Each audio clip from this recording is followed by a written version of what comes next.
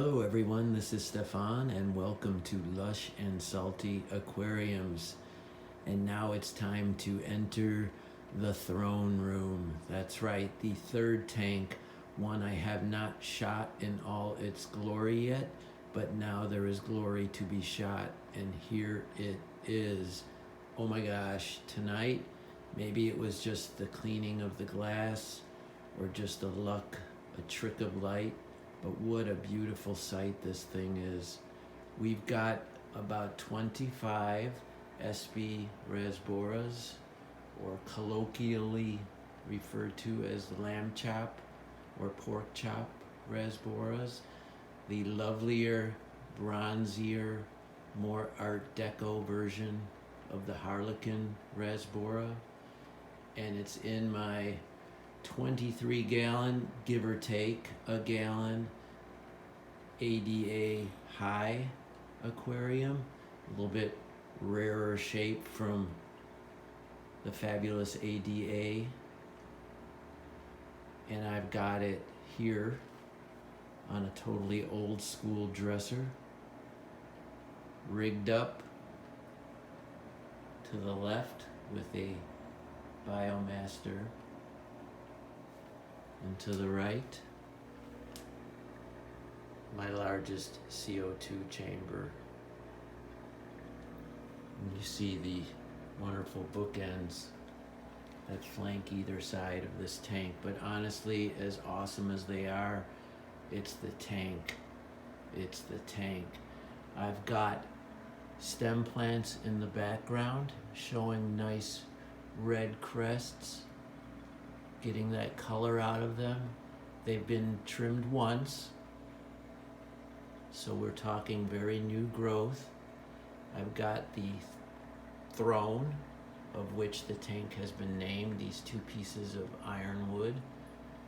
I put in a cryptocorn or cryptocorne right there in the center, and as we move out, we have different carpeting plants, S. repens, hair grass. Here I've added some Blixa japonica, the two spiky plants, which I think fit the theme so well. Swords, thrones, etc. And here's a little odd thing. One night while on eBay, I found this interesting little glass with suction cups. I think it was intended to use as a shrimp feeder or something along those lines. It's definitely for aquariums, but I was never sure what I was going to do with it. But I took a few tops from the trim on that Rotala, and I've got them in here just to see what will happen. Gives the rasboras something to congregate around. Hygrophila corymbosa, or giant hygro, is the green plant on the left. That'll grow too fast and too tall for this tank, but I just chop it at the top.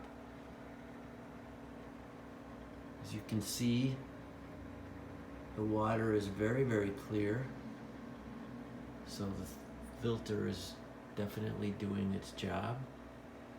And I'm super delighted, super excited by this tank. At first I was worried that the extra height was going to pose a problem. I wasn't sure if I was going to get leggy, bare stems on these plants, or if they were even going to grow to the top robust.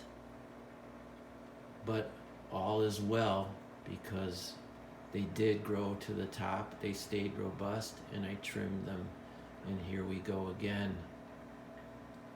I love these little rasboras. I prefer them to their more popular, larger cousin. As they get a bit bigger, that bronze hue becomes ever more brilliant, and I just think there's no comparison if you did a side-by-side between two adults, the Espei and the Harlequin.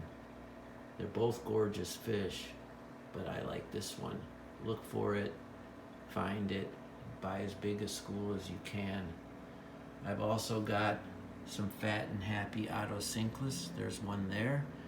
And an adorable school of Panda Corydoras. Maybe my favorite of the common Corydoras. Believe it or not, I got this school at Petco. I bought every single one they had. They were young and frisky. I took a chance and I haven't looked back. I've got some small horned nereids. I'm told they won't lay those pesky white eggs over my aquascape like their more popular striped cousins. And I hope that's true, because nereids are terrific algae eaters and they're nifty part of your cleanup crew. I've got a mono shrimp in here. I can't see any right now, but trust me, they're there. And my favorite plant of all, Hygrophila pentaphytata. I always say pentaphytata. I think that's wrong, but let's just call it Hygro P. This plant does everything right. You can grow it as an epiphyte, in other words, stuck to the wood like that piece. You can grow it along your hardscape. You can literally plant the stem into the ground, or you can encourage it to snake around your wood. And it's got that incredible color and texture. It's a little bit of everything you love about aquarium plants, and the topper is, it's easy as F to grow. It really is as easy as a Java fern and 10 times more attractive. Even the fanciest aquascapers use this in their scapes, and I don't doubt for a minute why. It's such a terrific plant. I highly recommend it. It is my favorite aquarium plant, and I'm not just saying that. It really is. If you have any questions or comments, please hit me up. I'd love to communicate with you. I'd love to talk about this tank and my others, and I've got more big surprises coming. A huge surprise, as a matter of fact. 135-gallon surprise, but that's for another video on Lush and Salty Aquariums. Everybody, ciao for now, and as always, keep your hands in the tank.